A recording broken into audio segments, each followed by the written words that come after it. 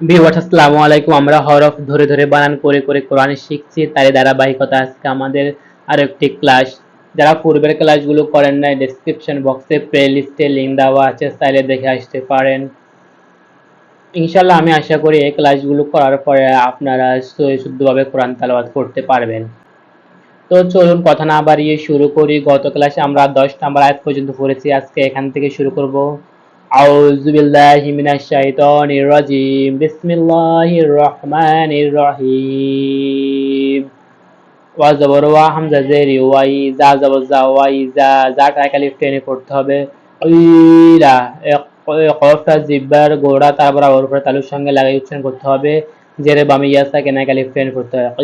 ইলা লাম জবর লা হামিম পেশিম লাহুম ওয়া ইজা কিলা লাহুম। আপনারাও আমার সাথে সাথে পড়ুন।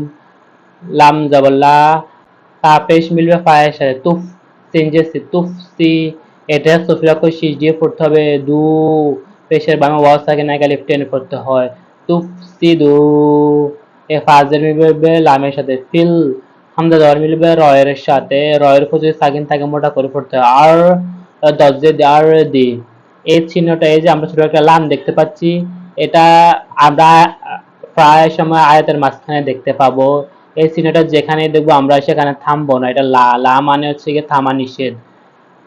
ওয়াইজা কিলা লাহুম লা তুফসিদু ফিল আরদি ক্বালা, কদ জবর ক, কদ জবর ক, লাম পেশলু ক্বালু, তিন আলিফ টেনে পড়তে হবে। এই চিহ্নটা যেখানে দেখবো আমরা তিন আলিফ টেনে পড়বো। ক্বালু হামজা নুন জেরিন নুন জবর না, ইন্না নুন ইবে তাইজিদ গুন্না করা ওয়াজিব। ইন্নামা নাহ, হাটা হলকের মধ্যখান থেকে উচ্চারণ করতে হবে আমাদেরকে। নাহ নু, ইন্নামা নাহনু মুসলিহুন। হা মিলবে ওয়ার সাথে, হা মিলবে নুনের সাথে, শেষে গিয়ে আমাদেরকে নুনটা উচ্চারণ করতে হবে।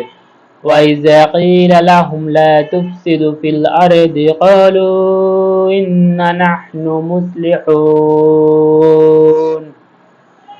আমরা জবর আলাম জবর লা, লাটা তিন আলিফ টেনে পড়তে হবে। লা, ইন্না গুন্না করতে হবে। ইন্না হামিম পেশ ইন্নাহুম, হাটা হলকে শুরু থেকে উচ্চারণ করতে হয়। ইন্নাহুম হাফ পেশু, এ হার এ হা সেম, মিমলাম পেশমুল হুমুল মুফসিদুনা, একালিফ টেনে পড়তে হবে। পেশে বাম ওয়া সাকিন একালিফ টেনে পড়তে হয়। নুন জানা মুফসিদুনা, ওয়া জবর ওয়া লাম খারাজা ওয়ালা, এই কাবজেন মিলবে লামের সাথে।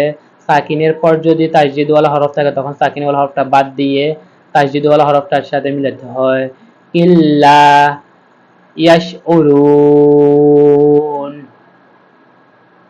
আলা ইন্নাহুম হুমুল মুফসিদুন ওয়ালাকিন লা ইয়াশউরুন। আমরা প্রথম থেকে আবার পড়ি, আজকে বেশি পড়ছি না, শুধু দুইটা আয়াত পড়ছি। ওয়াইজা কিলা লাহুম লা তুফসিদু ফিল আরদি ক্বালু ইন্নামা নাহনু মুসলিহুন আলা ইন্নাহুম হুমুল মুফসিদুন ওয়ালাকিন লা ইয়াশউরুন। সাদাকাল্লাহু মাওলানা আযীম। এই ধরনের ভিডিও পেতে চ্যানেলটা সাবস্ক্রাইব করে রাখবেন।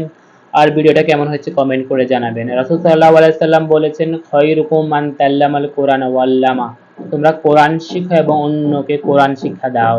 তাই আমরা অন্যকে কোরআন শিক্ষা দেওয়ার নিয়তে ভিডিওটা শেয়ার করব। ধন্যবাদ। আসসালামু আলাইকুম।